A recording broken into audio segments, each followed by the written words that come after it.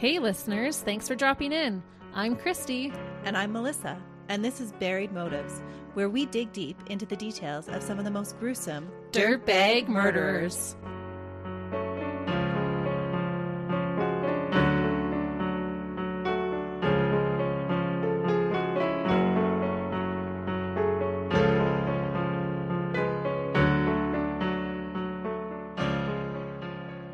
Hey listeners. Welcome back to Buried Motives. Happy Easter. We're happy that you've joined us. Absolutely. Do you have an Easter case for us today? I do have an Easter case for us today. But before we do that, we want to give you a reminder to enter the contest if you haven't already done so. There's only a few days left. Yeah, we have our Easter giveaway. We have a really cool tumbler that Danielle from Danny Makes It on Etsy has made for us. And we're super excited to give that away. So if you haven't checked that out yet, you still have a couple of days left. So go on and do that. Get on it. Check us out on Facebook or Instagram to learn all the details of how to enter. And good luck. We'll be mailing that to one of our lucky listeners. We should talk about our Easter case. Yeah, I'm excited to hear it. I'm not sure if I am familiar with this case yet. It is a more well-known case, so I thought that you might know it. Maybe when you start with the details. Melissa and I don't tell each other a lot about our cases. We just give each other the name of who we're doing. And the name is not ringing familiar for me. It is one that I've heard before, so I'd be very surprised if you haven't heard this one. But it's been a while since I covered a family annihilation, and when tasked to find an Easter case, this was a natural choice for me. And they are my favorite. So this is maybe why I know this one and you don't. Oh, possibly. But how many times can you be found guilty for the same crime? Once. The murderer that we're going to cover today is found guilty 3 different times for the same crime. What? There's no double jeopardy from where he lives? No, he's just keeps getting retrial after retrial after retrial. Could you imagine if you had to pay the price 3 times for every mistake you ever made? Oh, it's brutal. Yeah. So this is a little bit of an interesting one. I'm really curious.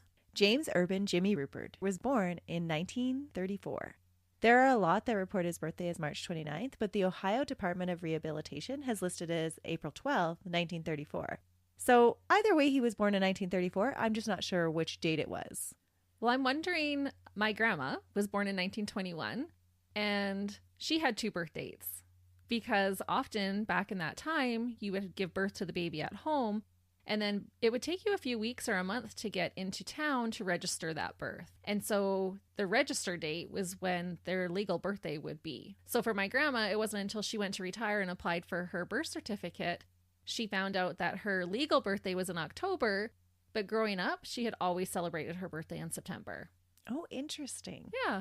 So it's just a faux pas in the paperwork. It could be. I don't know for sure with this case, but I know for my grandma. That's what happened. Yeah. And it was a few years before this, but maybe was still happening around that time. So he was born to Leonard and Charity Ruppert. And at his birth, he was a huge disappointment to his mother. She already had a son, and she had hoped for a girl. That's exactly in my case. Oh, really? Isn't it so funny how we always get on the same wavelength with cases? But there usually is some weird motherly relationships that go on between, especially male murderers. For sure. But Charity, known as Billy to her neighbors, made no secret about her displeasure with James or Jimmy's birth. She would frequently tell him that he was a mistake. So much for Charity. Yeah, no kidding. Right? How is that ever nice to do to your child? No. Constantly telling them that they're a mistake? That's in the rule book of how to raise a murderer. Yeah. Express your disappointment. Step 1. Before they even have a chance to disappoint you, right? Like, Right. This is right from the get-go. He hadn't even done anything yet. Aw. And she was already disappointed with him. There are some claims that Charity would go as far to dress James up as the girl that he was supposed to be. Wow. Which can seem harmless, but... Well, especially in today's world, right? Yeah. It's not such a big deal. But we're talking 1934. Yeah. That is a huge deal back then. Right. And his dad wasn't much better. Leonard Sr. had a violent temper, and when he wasn't being physically abusive, he was outright cold towards both of his sons. He would tell James things like, "You're worthless, and you'll never be able to hold down a job." Yeah, not really great parental support here. No, not a lot. As a small child, James lived in a long barn-like structure with his immediate family, which lacked indoor plumbing and running water. Which again, remember, it's 1934, so not a huge shocker, but definitely not the most affluential family. His father raised chickens and squabs in the rear of their house, and it was believed that this close proximity to the birds aggravated James' severe asthma. They were inside the house, like not even outside somewhere. No, because they lived in this barn-like structure. So they kind of sectioned off the back portion of the house to be where they kept their chickens and squabs. Wow. Because of his asthma, James had difficulty keeping up with other children, and it, along with spinal meningitis, might have been the reason for his stunted growth. Oh, I could see that for sure. And can you imagine what a mess? Like, Melissa has chickens. Can you imagine having those inside your home? No. They make such a mess. Occasionally we've had to bring one in that's been like sick and needs special care, and it's awful. Yeah. And that's just one. I couldn't imagine actually keeping chickens inside your house. Yeah. No. And domestic pigeons. No. Yeah. Oh, no. No way. No birds. Birds still kind of freak me out a little bit when they fly at my head. Yeah, I don't like it. Yeah, you have chickens and ducks on your property. I know. Chickens are okay, though. They don't fly very much. They just jump. True. But pigeons could actually fly at your head. Yeah. Oh. Maybe they clip their wings. I don't know. I wouldn't want them in my house either way. No. When James was 12, his father passed away from tuberculosis, leaving James's older brother, who was 14 at the time, to be the head of the household. Leonard Jr., or Pinky, as he was known to friends, had learned well from his father's abusive ways. Oh. Leonard was physically and verbally abusive towards James. He would tie him up and lock him in closets and sit on his head. That's terrible. Well, is it really? Tying him up and locking him in closets? I don't remember my brother ever doing that to me. Yeah, the tying up and locking them in closets, but I was thinking that all of these accounts are actually James's accounts. So we only ever get to hear one side of the story because of the crimes he later commits. Right.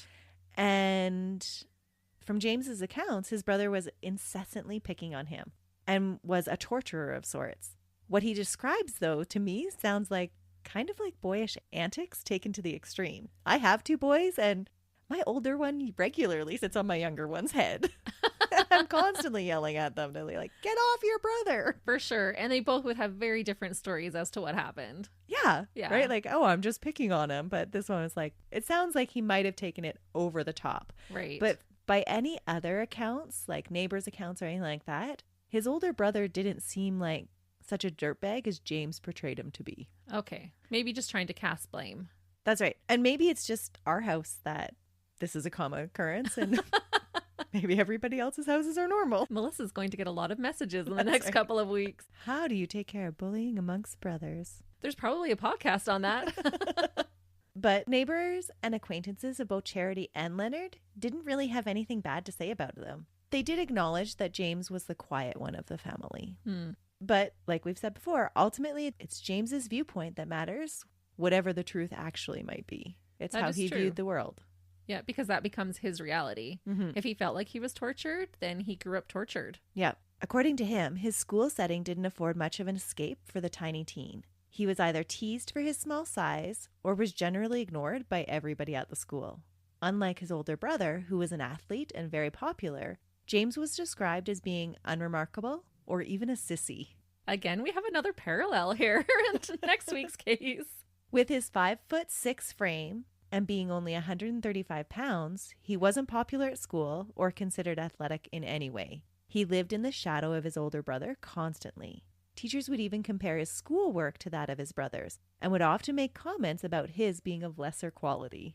Oh, I hate when people do that. You don't compare. Let them each be their own individual. It's true. Siblings can vary a lot. Yeah. They can be really different from each other. Right. The abuse at home and teasing at school would continue until James ran away at the age of 16 and tried to commit suicide. Aw. Maybe the abuse was pretty bad. Yeah, if it's driving him to want to take his own life, then it's getting pretty serious. His attempt to hang himself with bed sheets failed, and he was forced to return home. When his brother received a degree as an electrical engineer, James failed out of his college drafting course after just 2 years. It seemed that failure would be a theme in James's life, so anything that he would attempt, he failed at. Aw. It didn't seem like intelligence was the issue. People who knew him believed him to be smart, but he was very much a loner and did not fit in easily. Neighbors described him as a quiet kind of guy, small and diminutive in size. His brother's superiority in his mind was further cemented when James's ex-girlfriend, allegedly one of his only girlfriends, Alma, chose to marry Leonard instead of him. after he introduced the two of them. No. Yep. That's rough. So rough. That is bad. Girlfriends should be off limits between brothers. I'm just saying. But when there's love, right? I suppose.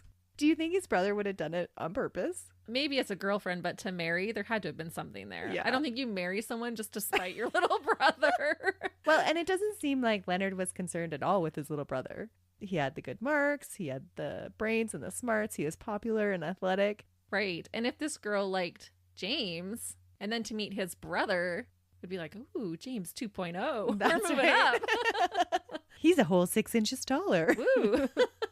Adult life was not any easier for James. As an adult, his maladaptive coping mechanisms led to failure after failure. While neighbors would describe him as a loner, intelligent, and an avid reader, he was talented, but still had trouble holding down a steady job, just like his father had predicted. Aw.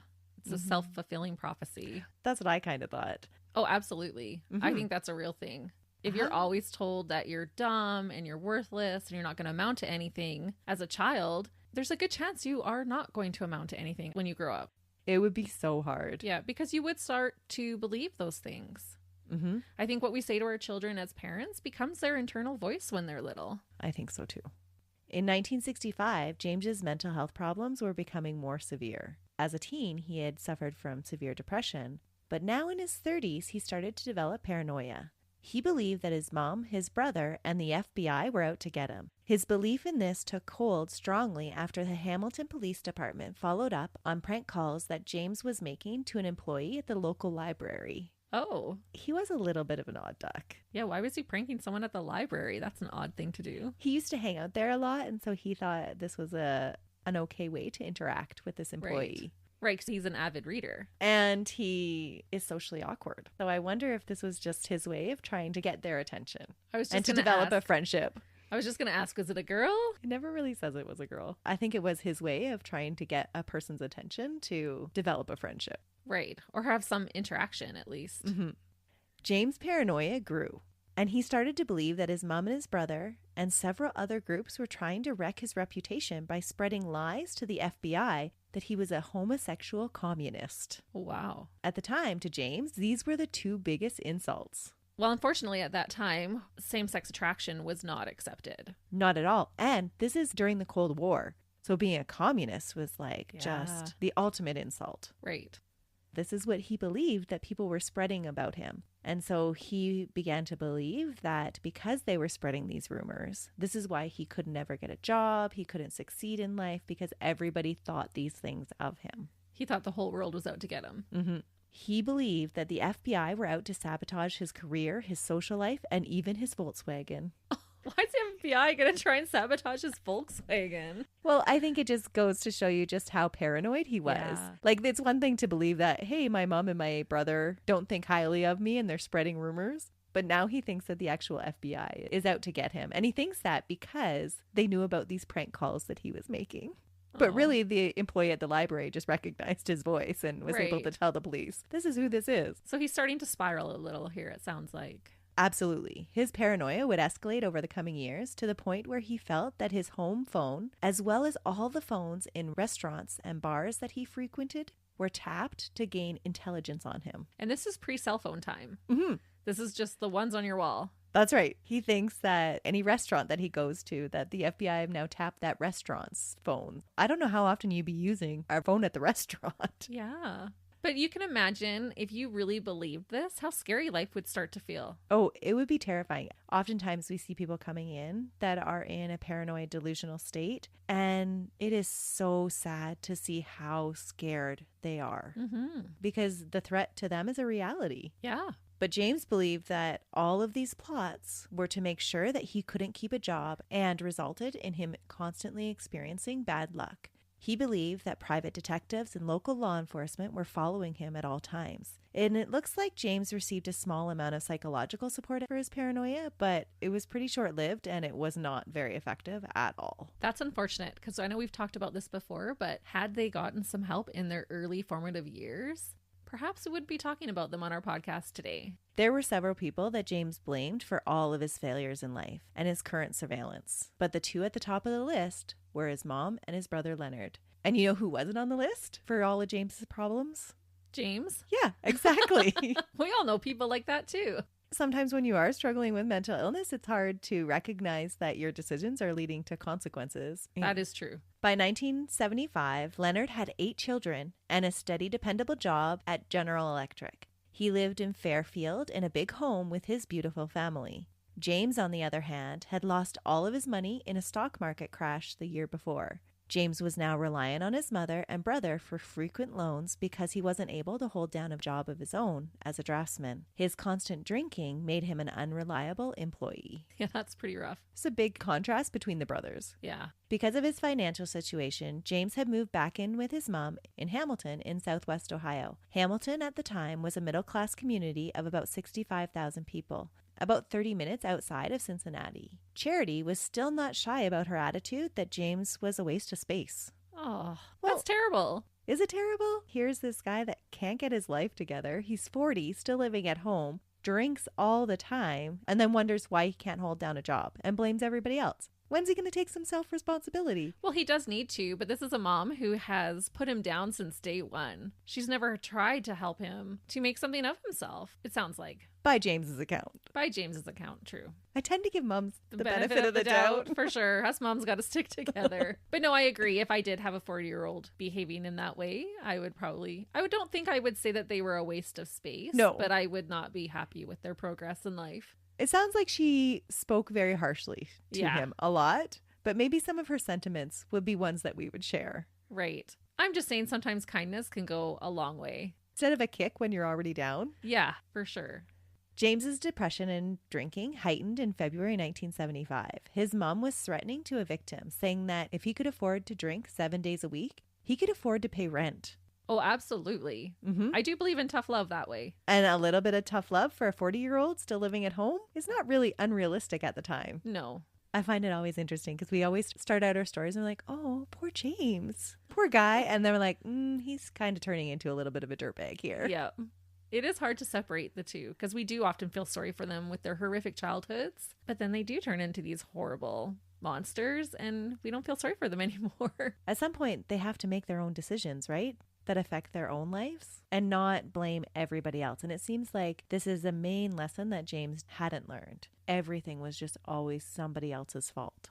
Right. And so, yes, he suffered from mental illnesses, but he still had that mentality to blame everything else on everybody else and never took any personal responsibility for himself. And it just seemed to continue to snowball with his paranoia. That makes sense.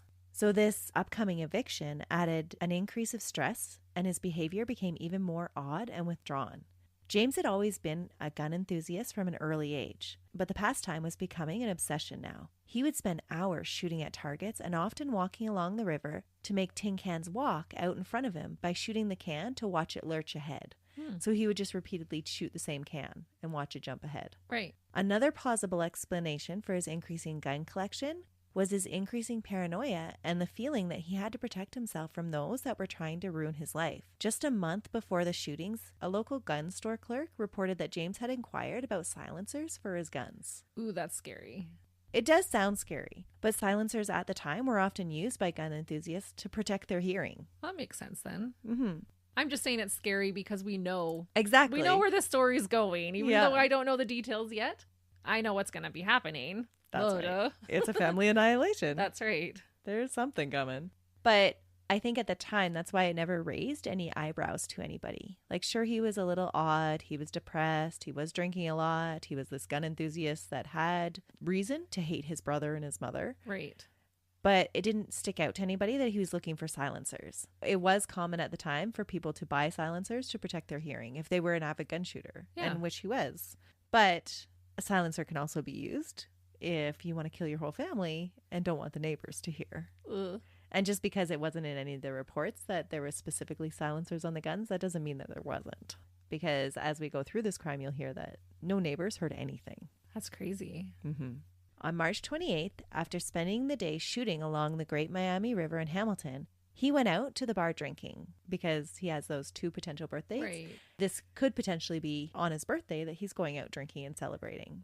While at the 19th hole cocktail lounge, he spoke with an employee, Wanda Bishop, about his problems. And after briefly leaving the bar around 11 p.m., he spoke to her again a while later about these same problems and told her that he wasn't able to fix them yet. Dun, dun, dun. That's right. That night, he would stay at the bar until closing at 2:30 a.m. The next day, Easter Sunday, while he slept off his hangover, Leonard and Alma and their 8 children gathered at Grandma's house to take part in the holiday festivities.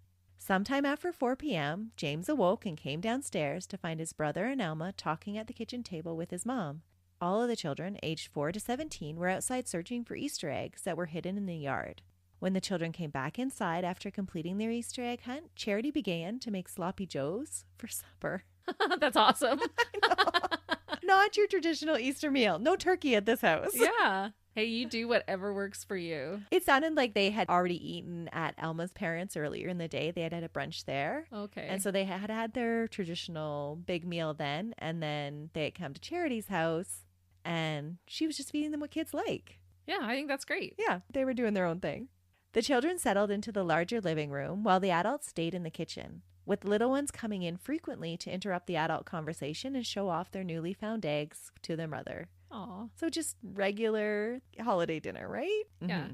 While the commotion of the meal making was going on, James slipped back upstairs and retrieved a .357 Magnum, an 18-shot rifle, and 2 .22 caliber Saturday Night Special handguns that he had previously loaded. Oh, no. This is terrible because we know what's going to happen. Mm-hmm. And that's a lot of guns. Casually, he enters the kitchen again. He props up his rifle against the fridge. And according to James's account, he said that he was heading out to do some target practices when his brother asked him in a mocking way, "How's your Volkswagen, Jimmy?" This was the triggering question that would start a massacre. James had long believed that Leonard was trying to sabotage his car because he had had a series of things go wrong with it. From a broken crankshaft and a carburetor to a faulty distributor cap, holes in the muffler, and even broken wiper blades and a loosened bumper. James believed that his brother had arranged it all so that he would have trouble getting around and therefore had to be more reliant on his older brother and his mom. Oh my goodness. So he's not thinking rationally right now, obviously. But No. you can see in his mind, if he's believing his brother's doing those things, to then have his brother ask him about the Volkswagen, it's like adding some salt in his wound. Just grinding it in there, Yeah. right? It never occurred to James at all that he had had just a run of bad luck with his vehicle or that he was driving around a lemon of a car, Yeah. right? Sometimes you just get a lemon and sometimes you get a Volkswagen. So, in what is described as a reflexive reaction by James to all the pent-up rage he felt, James shot his lifetime rival, his brother, in the head. Next, he shot Alma, his love interest from all those years before, who had chosen his brother over him. Oh my goodness. When his mother tried to intervene and protect her grandchildren that were running towards their parents, he shot her as well. She had never wanted him anyway. Next, he turned the gun on all of the children that had come into the kitchen. No. Mm-hmm. Carol, 13, David, 11, and Teresa, 9, were all shot dead. Carol had made it as far as the back kitchen door, but only got it open a couple of inches before being shot. That's terrible. Mm-hmm. But he didn't stop there. He then entered the living room and shot John, the youngest of his nieces and nephews. He would be found with a half unwrapped purple chocolate Easter egg in his hand. Thomas, 15, Michael, 16, and Leonard III, at age 17, were the next victims in the living room. Leonard III was found by the doorway with 3 bullet wounds. James's last victim was his 12-year-old niece, Anne. I was not prepared for this. That was just like so quick. He just comes down, one comment. There wasn't even a fight that ensued. Yeah, I was not ready to hear all this. And I was hoping when you started talking about it, please don't let the 8 children have been shot. The 11 murders took less than 5 minutes to complete. Yeah. He was extremely efficient. James had used the strategy of fire one shot to immobilize his terrified family members and then fired a second or even a third shot later to make sure that they were dead. In total, he had fired 35 shots, and with the exception of an overturned rice paper basket, the house showed no signs of any struggle. Well, no one was expecting it. No. How terrible. They're getting ready for their sloppy joes. The kids have just got their chocolates. That is just heartbreaking. Like that little 4-year-old having that little chocolate still in his hand. It was out of nowhere. They were man. not expecting it. Maybe I'm staying home for Easter this year. Leonard just thought he was asking, like, being friendly of, how's your Volkswagen? Oh, that is so terrifying. James sat on the couch amongst the bodies of his entire family in silence for over 3 hours until he made the call to the police at 9:41 that evening to tell them calmly that there had been a shooting and that there were bodies at the house. Then he waited by the front door to let the police in. I am so shocked actually that he called the police because he is one to not take responsibility. So that's so out of character for him to call the police on himself. Well, just wait and see if you still think he tries to take responsibility. Oh, he comes up with a story? The police arrived at 635 Minor Ave in Hamilton to discover a horrific scene of bodies strewn about the kitchen and living room, exactly where they had fallen when James had shot them. Police, when greeted at the front door by James, could see 2 of the bodies behind him already. Butler County Prosecutor John Holcomb walked through the scene and said that there was so much blood that walking in the basement resulted in blood dripping on you from the floorboards above. No. Well, there's 11 people's blood all over that floor within close proximity, and it had been left to soak there through for 3 hours. That is so gruesome. And they all have multiple gunshots, you said. Chesterhead. Oh my goodness. The floorboards were reported to still be stained when the new owner of the house was interviewed in 2014, almost 35 years later. Why would they not replace those boards? We'll come back to the house. Oh my goodness. One of the only statements James ever made to the police was at the scene when they arrived. He said, "My mother drove me crazy by always combing my hair and talking to me like I was a baby and tried to make me into a homosexual. After that, he was pretty much uncooperative and unresponsive to any questionings that would happen in any of the police investigations or court cases that would later happen." That's wild. And this idea of being a homosexual keeps coming back up again. Maybe he was a homosexual and had a hard time dealing with that and didn't know how to process that, especially in that time. I think that's probably the case. Based on his behavior that he presented to the police, they all believed it was clear that he was going to go for the insanity defense.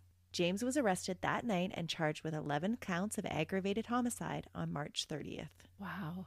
James would be tried 3 different times for the murders of his family.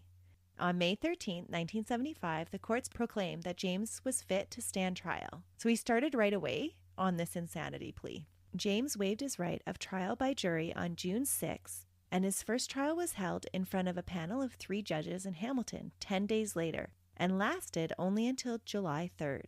The prosecution presented a case that James was not insane at the time of the killings and had intentionally planned the murders in order to solely inherit the $343,000 estate that he would gain from his brother and his mother's estates. That makes sense. Even though I don't think that's his primary motive. I don't think it's about the money. That's just going to be a bonus for him. I think it's because of his hatred and it's revenge for his family. And those poor babies were collateral damage. I think you might be right.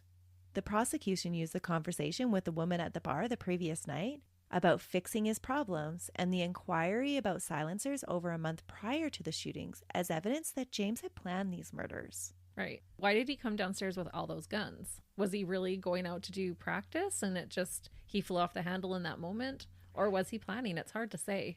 Who goes shooting with 4 preloaded guns? Usually if you're going out shooting, you load your guns when you get to that place. Yeah. Right? Yeah. It would be dangerous to walk with 4 loaded guns. Yeah. And if he's an avid shooter, he would know better. That's right. The prosecution claimed that pleading insanity was just how James planned to profit from his crimes. He believed that if he was found insane at the time of his crimes, he would be released in a couple of years to enjoy the wealth of the estate. So that's why they weren't buying his insanity plea at all.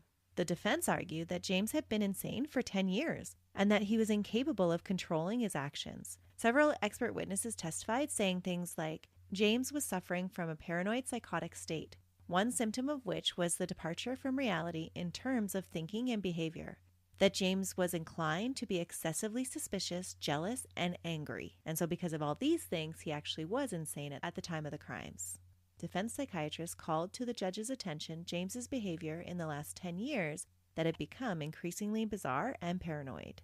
Harvard psychologist Dr. Lester Grinspoon testified that James's deadly reaction may have been uncontrollable. His ego was just completely overwhelmed by this rage, claiming that because of James's paranoid state, he departed from reality in his thinking and subsequent behavior. The suggestion was made that James was angry because of his past treatment at the hands of his family, which again is totally believable. Yeah, it is. So both of these sides of the stories are pretty good ones. They are. But which one actually has more merit?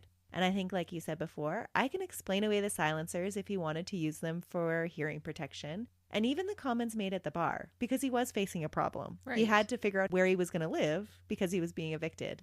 And it wouldn't be out of the norm for a drunk to be blaming his problems on everyone else, at the same time as being bravado and building themselves up to the person at the bar, saying that I'm going to fix everything, right? For sure. But who takes 4 guns to go shoot at targets and preloads them before you leave the house? Yeah, that's where it gets a little iffy. Yeah, that's the suspicious part to me too. It doesn't mean that he doesn't have a mental illness or some mental issues going on there with his paranoia, but it also sounds like it was definitely premeditated. Mm-hmm. And 2 out of the 3 judges thought the same thing. By the majority vote, James was found guilty of all 11 murders on July 3rd, 1975. They sentenced him to 11 life sentences to be served consecutively. So he's never getting out of jail. No. Nope. The death penalty wasn't an option at the time because death penalty sentences had been suspended because of a federal appeal being heard at that time, and they wouldn't be reinstated until the following year. So otherwise, he would have received the death penalty right away. Right. There were lots of secondhand sources that say that he only received 1 life sentence during the first trial, but in his appeals documents, it says 11 life sentences. Which seems more believable to me. Yeah. That ruling, however, would quickly be overturned because of a technicality in an appeal hearing on July 22nd. What? Mm-hmm.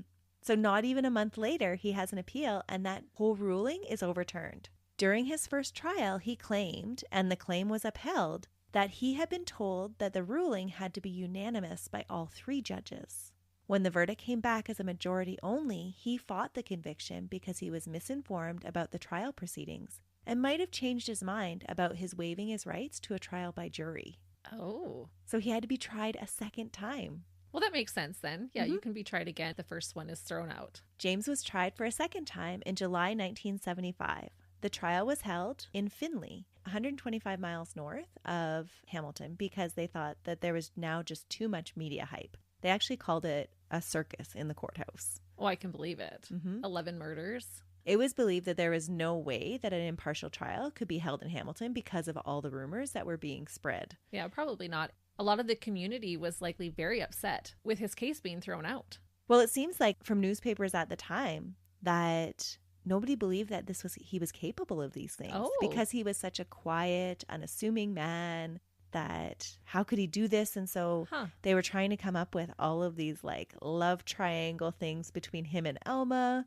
So there were just so many rumors circulating at the time that Alma wanted out of the marriage and that she needed a way to get rid of her husband and children, and like just all of these rumors. I think when something like that happens, so devastating in your community, you need reason to make sense of it, right? We want this big motive. We want something to explain how somebody could have done that. Right. And James's motives, they weren't really rational at all because those don't explain the murder of 8 children. And the funeral sounded like it was horrific. They had the funeral for all 11 people on the same day, and they lined the caskets up end to end. Oh. Could you imagine? No, what a horrific sight. No. And that's where I'm shocked. I thought the people would have been like charging with pitchforks, like so angry and upset. Well, there was that side too. Yeah. Absolutely. But then there was this other side of, well, we didn't expect that of him. Like, what? He committed this? And so they wanted an explanation. And that's what fed the rumor mill. And it's something so heinous that we do feel sometimes like that has to be a monster. It has to be something bigger. It can't just be James from down the street. Yeah, I could see that. The second time, his trial would be held in front of a jury. On the first day of the trial, the jury members were taken to the house to view the crime scene. The house had been closed up since the initial investigation and had never been cleaned. No. Yes. Gross. There was still sloppy Joe mixture on the stove. That's terrible. So from the end of March 30th, to the end of July. And through the hot summer months. Mm-hmm. That's terrible. Why was that left like that? There was nobody left to actually clean up the house. Yeah, that makes sense.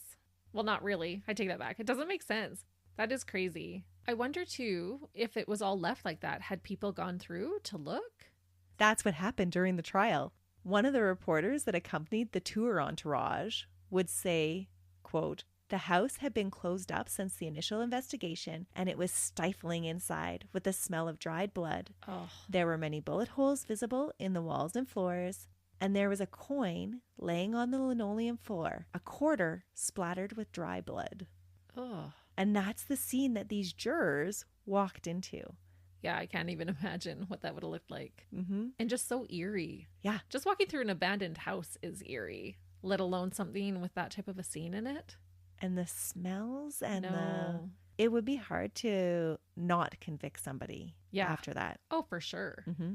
Again, James tried the insanity plea, and again, he failed. He was assigned the same sentence, again, 11 life sentences to be served consecutively. But this wasn't the end of the courtroom dramatics for James and his lawyer. During the second trial, they believed that the jurors had been tainted and that they hadn't presented adequate enough psychiatric assessments to prove his insanity. James's lawyer was so convinced of James's insanity at the time of the murder, he put up his own money for the cost of experts to testify to James's psychiatric state. Wow, that's uncommon. Mm-hmm. He totally believed that at the time of the murders, James was having a psychotic break. There have been many theses written on the profile of mass murderers, and James fits the description to a T. Psychiatrists were able to argue that because of the long history of frustration and failure, James had developed a condition of profound and unrelenting depression that, along with his diminished capacity to cope, led to a psychotic break characterized by the irrational thought process that had led him to kill his entire family. James's lawyers believed that these were the reasons why James had committed the crimes, and it was not the greed for the inheritance. This is what they presented to the courts during the final trial for James. Wow. The third and final trial was settled on July 23rd, 1982. Apparently, third time's a charm, because with a new 3-judge panel, James was found guilty on only 2 of the murders. What? 2 of the murders? Yep. That makes 0 sense at all. That's what I thought too. 2 murders. That is crazy. So tell us how that happened. The judges felt that James had been sane in the planning and execution of the murders of his brother and his mom. So he had motive to murder them. But James's attorney had paid the right experts, and the judges did believe that the shooting of Alma and his 8 nieces and nephews had taken place during a psychotic break after shooting his brother and his mom. Oh, so shooting them caused him to go into this psychosis or whatever. It was ruled that James was not guilty by reason of insanity on all of the deaths of the children and of Alma. Oh, that's awful, isn't it? That is awful. That's a slap in the face, especially when the first 2 already gave him 11 life sentences, and that's what he should be getting. Mm-hmm. I found it interesting because by James's own confession, he killed his brother and then Alma first. Yeah. And then shot his mom as she came towards him trying to protect others. Yeah, that makes no sense. So how could he have been responsible for his mother's and his brother's death, but not Alma's as well, since hers was in between the other 2? Right. If he was in a psychotic break when he killed Alma, then he had to have been when he killed his mom. That's right. So the whole ruling doesn't make any sense. Yeah. It's he baloney. wasn't he wasn't going in and out of psychotic states. No, not within 5 minutes. No. He was incarcerated at Allen Correctional Facility near Lima, Ohio. Since his incarceration, he has had 2 attempts at parole, the first in 1995 at the age of 61, and the second 20 years later in April of 2015. The parole board, during the 2015 hearing, made this statement. The board has determined that the inmate is not suitable for release at this time. The inmate has not completed any recommended programming and does not appear to be willing to do so. The inmate's record notes negative institutional conduct, and the inmate took the lives of multiple victims. There has been strong community objections to his release, and the release of this inmate would not be in the best interest of justice. 100% agree. Yeah, he wasn't even responsible for well over half of his murders. Yeah. James Ruppert is now incarcerated at the Franklin Medical Institution in Ohio. He has just passed his 88th birthday. His next parole hearing is scheduled for when he is 90 in February 2025. One neighbor of the family, Jim Irwin, attends each of the parole hearings. Jim's children were friends of the children that were killed. And he wants to make sure that no one loses sight of the crimes that were committed that Easter morning. After the 2015 parole hearing, he said, "The thing that makes it so horrendous when I think of the age of those children, he killed about 600 years of human life." Oh, And I thought, what a way to put that in perspective. that does. Yeah, he robbed them all of their futures. They had whole lives ahead of them. Yeah. The house where the murders occurred still makes news today. 1 year after the murders, its contents were auctioned off. People came from considerable distances to be able to purchase something from the notorious murder house. At the time when he committed these murders, it was the deadliest mass shooting in all of the U.S. Wow. And it does still hold that ranking for a private residence. Yeah, it is terrible. I believe it. And it's so crazy to me when people want a piece of that. I wouldn't want that in my home. No, it's got some bad juju on it. Yeah. Right? Once emptied, it was cleaned and resold to an unsuspecting family. What? Its past history was never revealed to its new owners by the real estate agents. Isn't that against the law? It's not. Real estate law doesn't stipulate that a real estate agent has to disclose the history of a house if it doesn't affect the structure or the functionality. Buyer beware. Yeah, no kidding. Murder committed in the house isn't a defect. The agent can't hide the truth if you ask about it, but they don't have to volunteer that information. That is super shady, though. Hopefully you trust your real estate agent to tell you the truth. Yeah, 11 people murdered. It's the floorboards you said were still stained. Mm-hmm. Yep. The first family that moved into the house didn't stay long. Shortly after moving there, they started to hear voices and strange noises. Lights would turn on and off without anybody controlling them. Doors would slam unexpectedly, and thumping footsteps were heard on the stairs multiple times. None of these strange events could ever be explained, and it was all chalked up to supernatural happenings in the house. Yeah, it was. I believe it. The family quickly packed up. Yeah, you run for the hills. And you know it's probably genuine too, because it's not that they knew this was a murder house, moved in, and then started to hear all this stuff and see all these things, right? No. Yeah. They had no idea what had taken place. They didn't learn about it until they tried to sell it. Since then, several families have moved in and quickly moved out again. Really? Most believing that the murder victims that died that Easter morning have been truly resurrected. All but 2 families have reported that they had heard sounds and voices throughout the house. The only 2 families not to report any supernatural happenings are the most recent families to live in the house. Really? After sitting abandoned for a very long time because of the believed haunting of the house, it was purchased by Dennis Snyder, who would eventually sell it to Cinnamon Baker. Isn't that an awesome name? Cinnamon Baker? That is amazing, actually. I wish that was my name. You could totally fit a Cinnamon Baker. I could. I could pull that off. Dennis didn't hold any regard for ghost stories, saying that it's just like driving down a street. Would you avoid an intersection where somebody got run over? It's just a building that something happened in. To me, it doesn't matter. I don't believe in all the occult and all that hogwash. And then he didn't see anything either. He That's didn't. Interesting. Yeah. Or you said it sat vacant for so long. Maybe the ghosties got bored and they moved on. Christy's not letting up. No. The ghosts are real. I want to believe it's haunted. I'm saying he doesn't believe it, so he doesn't see. But that first family didn't know. No, the first family didn't So they know. didn't believe it was haunted when they moved in. So the person that bought it from Dennis, Cinnamon, holds similar beliefs and isn't bothered in the least by the house's history. Both of the last homeowners do say, though, what does bother them is others coming by to view the house because they still think it's haunted. Yeah. It would become a little iconic. Even people wanting to drive by and just see the house. We just have this fascination with murder. That's right. As human beings, don't we? And some of us need to talk about it so bad we create a podcast. But could you do it? Could you live in a house where a murder had taken place? If the price was right? Well, would you?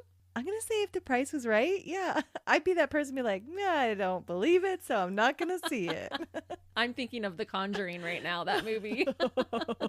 This many years later, yeah, I don't know. I would look for alternative housing. Let's put it that way. If I had to, then okay. Then you would do it? Yeah, but think about it. If you buy this haunted house and then you have to literally pack up and run for the hills, you're out so much more money and it's not really a good deal anyways.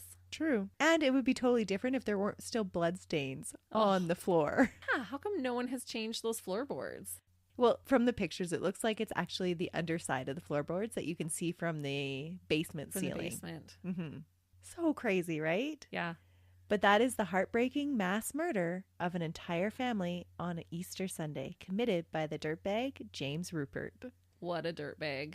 And I think if I ever go to buy a house in the future, I will be asking the real estate agent point blank, was there a murder committed in this house? Yeah, that is so wild. I wonder if that varies, though, from state to state and country to country. I looked it up in different states and in Canada, and it looks like that's the general rule for every real estate agent. Oh, if you're a real estate agent and you're listening, don't be a sneaky McGee.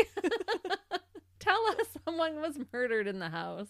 They only have to disclose if it affects the functioning of the house, not the resale. So those blood-soaked boards doesn't affect the strength of the boards? No. Yikes. I had not heard that one. Oh, I'm surprised. Yeah. It was so infamous at the time, and it still holds some records in the States for being the largest mass murder committed in a private residence. Yeah, and to have 3 trials. And he's still alive today. He in is jail. still alive. Well, what a terrible Easter that poor family had. That's not what you're expecting when you show up to hunt for Easter eggs. Yeah. So and those sad. Poor children. Yeah, that's a devastating case. And it just happened that quickly. And then it was over. There was no lead into it. There was no anything. Yeah, 5 minutes. That's a lot to do in 5 minutes. Well, he had been practicing and had all this skill as a marksman. But it sounds like your case that you're bringing us next week has some similar traits to it. It starts off very similar. We take a very different turn. Okay. Yeah, this is not a family annihilation, but it does start off with the mom not wanting a boy and comparisons between him and his older brother. So there are definitely some things. And I was thinking, oh, as you were telling it, I was like, I hope this isn't like the exact same case. But it isn't. Don't worry, listeners. We will have something fresh for you next week. It takes a totally different turn. And it's something that we haven't really covered yet on Buried Motives. Oh, I'm interested. So check us out next week. And don't forget to participate in our contest. But until then, we hope you have a wonderful week. See ya. Bye.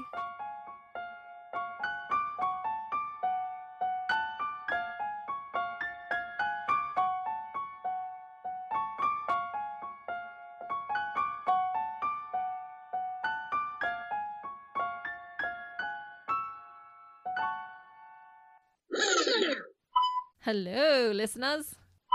Yeah, let's keep it above the table. Let's keep it above the table. What does that mean? I don't know.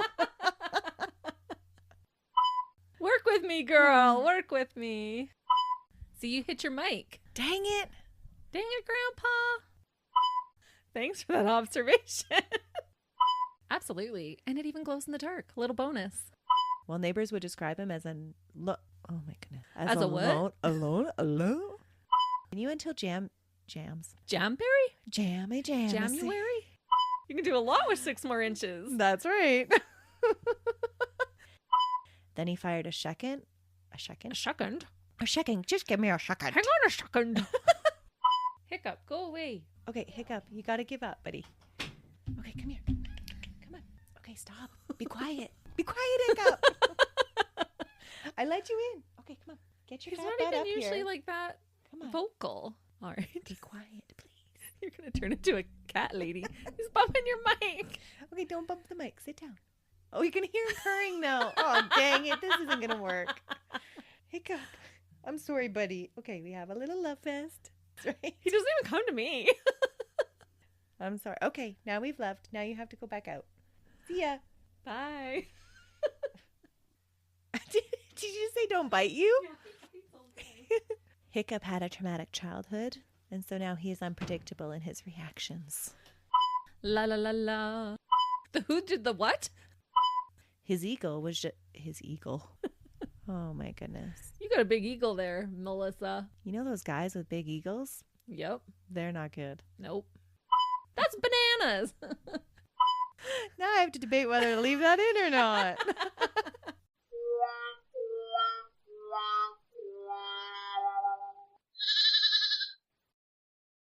Another Sound Off Media Company podcast.